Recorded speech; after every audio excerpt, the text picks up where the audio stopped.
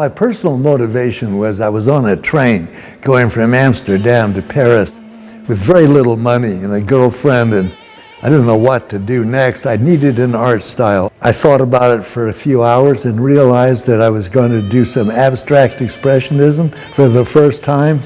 It was everywhere. It was a convincing worldwide art movement, and that's when my art story really begins.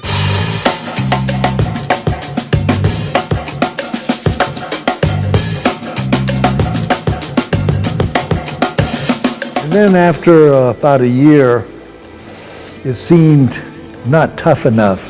So then I thought, hey, we got to put something in there. I thought about stuff from the United States, and the first thing I thought of was the icebox. It wasn't to really make a comment, although it ended up probably being a comment.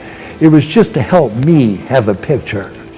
So I was trying to think of stuff to go into my paintings. I could think of Mickey Mouse, Donald Duck, Superman, and then the electric chair. I put the whole thing together into the icebox because the icebox seemed to be a container of some kind.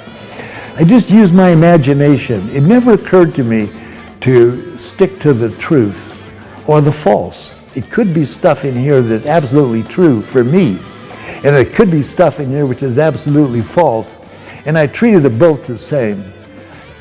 I put it in there with a sense of psychology, which I hoped would be appreciated, but it wasn't at all.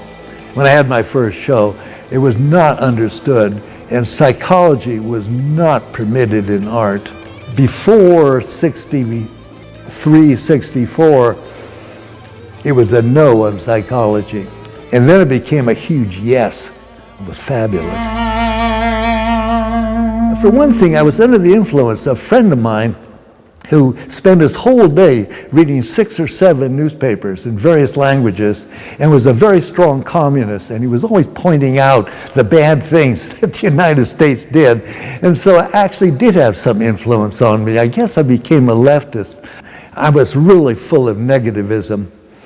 I mean, it didn't work with me. It didn't teach me to respect authority at all. I have a trouble with authority. I can do any kind of crime, war, anything else. It just makes me laugh.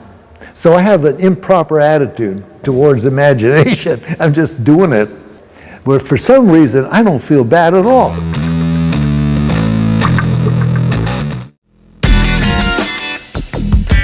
Other people weren't painting Vietnam. They were staging demonstrations against Vietnam.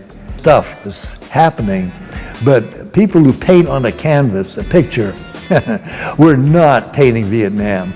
It wasn't allowed. It was a very bad thing to do. So I was glad to do it. I felt wonderful about it. It was like a gift to me from the art world that they restrained themselves from doing this because I wanted to be different.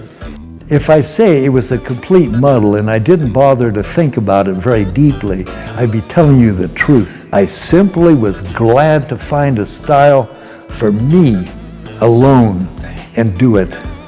I didn't worry about what people would think. Blacks in protest. That occurred to me right after the Vietnam thing because it started to happen at the same time. Vulgar overdoing of race stuff is for me. And so I did it. By this time, I realized it was okay for me to paint heavy-duty politics. I just treated it like a maniac would treat it. And I just laid it in there as best I could and enjoyed the result as a fantasy thing. Lack of maturity is one of the parts of my art style that's very important. So today, how do I feel about it? It's my art style. Excuse me, but I get to do that.